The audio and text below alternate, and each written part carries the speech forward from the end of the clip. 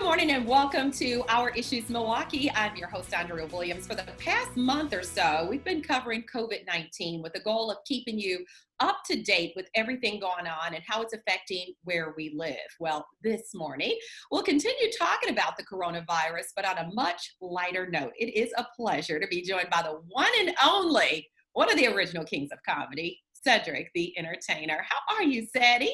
Hey, good morning, Andrea. How are you? Good. I am doing well, and I got quarantine clean just for you. I see you. Yeah, you early in it, but that's nice right there. You look good, bro. So it's a motif happening behind you too, with all the colors. Oh yeah, trying to wake folks up. Now, Cedric, I teased you about the quarantine clean because in a way you use that to really entertain people while we're all kind of stuck in the house. You get on social media and you have a blast just really relating to people and letting them know that you understand exactly what they're going through. Yeah, exactly. It was early on in the quarantine, of course, after we all kind of, got used to being sheltered in our homes. You look up and it's been 2 weeks and you wearing sweatpants and pajamas and just literally forgot that you actually have clothes in the closet. So Yes. I thought it would be a fun idea. Like, since we're just going to be stuck at home anyway, why don't put on our best duds on Fridays, get quarantine clean, and go to the living room like always. Just go to the kitchen. But be sharp when you do it. Just go down and be nice. I mean, you went all the way to a tuxedo at one point. I'm like, he's too clean. Or to help clean. Yeah, I was ballroom clean. I was like this. Yeah. Yes, and that's what I mean when I say that, you really help people and give them something to laugh about, because these are really tough times. And, if you allow yourself to focus on, being bored in the house, or how am I going to find a job, or how am I going to, put food on the table, if you allow that to take over, then, it's not good from that standpoint. So a little laughter every now and then certainly does not hurt.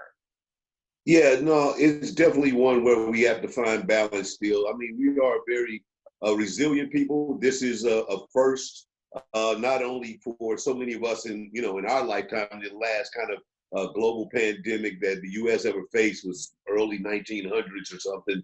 So something that, none of us knew about. Maybe our great grandmas like, I could tell you when the locusts came, but this is something that, again, we haven't been able to have an experience like this as people. So I think that we do have to, our normal is definitely changed, and yet those things that kind of keep us balanced and keep us on balance, a good laugh, a good meal. Unfortunately, we don't get to share them with people other than our close-knit families, but these are the things that are those that glue that kind of keeps normalcy in your head. So you got to try to laugh every now and then, even through this pain. It's the truth. And I'm like, this is the thing. Without like trying on my real clothes every now and then, I'm not sure if I'll even be able to fit them. So thank you for making me do that. But it seems like I don't know what we would do without, technology and social media. I can't even imagine. But social media has given you an opportunity to let those creative juices flow. And you've come up with a lot of fun things to do. And not only fun things, but you've also found a way to help make a difference during this pandemic. So we need to break it all down and talk about that. One thing that you just did that I thought was pretty smart and amazing was the greatest hashtag stay at home videos. So tell us a little bit about that. It was CBS, again, the network that my show, The Neighborhood, comes on.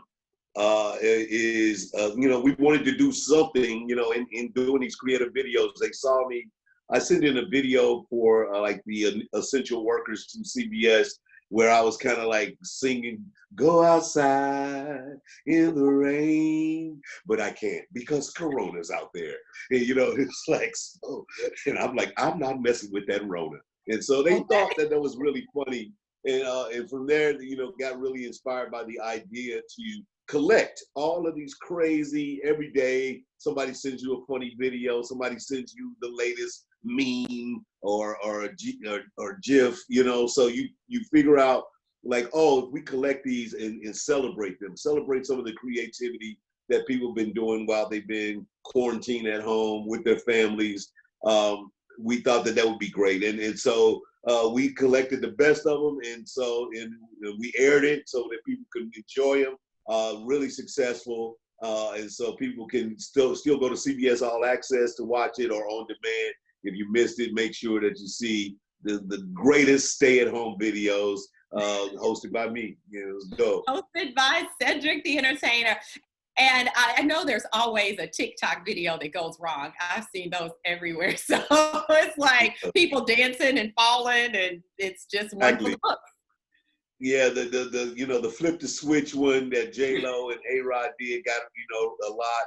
And of course you got the baby come give me something on. Yeah. And I love the one with the family where the little boy just pushes his brother and then starts. It's like the littlest kid in there. It's like, so we had so many great ones in the end. Yeah, exactly. It's such a family situation. And it's always the littlest one that's want to start the most trouble. Yes, it's true. But back in March, you also hosted a live stream Deaf Comedy Jam for COVID-19 relief. And that involved people that many of us are familiar with, especially when you say Deaf Comedy Jam. DJ Kid Capri, Chris Tucker, D.L. Hughley, Mike Epps, Marlon Wayans, Earthquake, Adele Gibbons, Michael Blackson. The list goes on and on. And it was co-produced by Russell Simmons. So you really came with it on this one. How did you come up with the concept, or what made you think of pulling these people together for that? That was actually a call from Russell, who had been dealing with, and this was before the COVID-19 crisis really became an understanding that how hard it was hitting African-American communities and Latino communities and poor communities in general. But it was kind of coming off as this kind of big overall kind of pandemic idea. And early on, it was an organization in New York that saw that it was really affecting African Americans at a higher rate than anyone else. And so he wanted to make sure that our message got directly to our community. And so he called me with the idea. We loved it. And we immediately went to work with a great group of producers, Jeru Tillman, O'Neal McKnight. So many great people were able to kind of come in and make this happen really fast. And of course, along with Russell's, reach to be able to reach across and grab people. So Usher and a lot of people were able to come on board and make sure that we had a great night, raised over $100,000 to be able to kind of like really at the early part of this jump on board and get all the PPE that people needed. And especially, again, we were talking about the custodial workers and the bus drivers and the people who still had to function when everybody else was asked to stay at home. Certain things in society still had to be maintained. And so, these people, of course, we look out for the doctors and the nurses, but again, the people who kind of clean up the rooms after them and make sure everything is sterile, they're not, they didn't have the same kind of, hey guys, we appreciate you. Those are our brothers and sisters, moms and daughters, and likewise, so we wanted to make sure that message got across. And that's why we did that one. And really happy that it drew a lot of attention to it, and of course became was a successful event.